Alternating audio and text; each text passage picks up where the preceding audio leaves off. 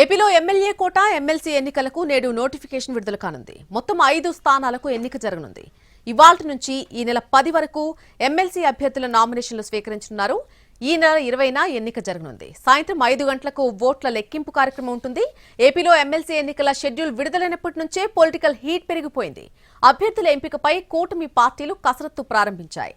MLC పదవుల కోసం ఆశావహులంతా కూడా అక్కడ క్యూ కడుతున్నారు.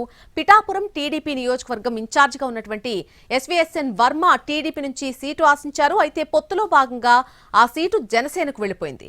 దీంతో వర్మకు ఈసారి ఎమ్మెల్సీ ఇచ్చే అవకాశం కనిపిస్తోంది. మార్చి 29తో టీడీపీ సీనియర్ నేత యనమల రామకృష్ణుడు ఎమ్మెల్సీ పదవీకాలం ముగుస్తుంది. అయితే రెండోసారి కూడా ఆయనకు ఛాన్స్ దక్కుతుందా అనే చర్చ జోరుగా సాగుతోంది.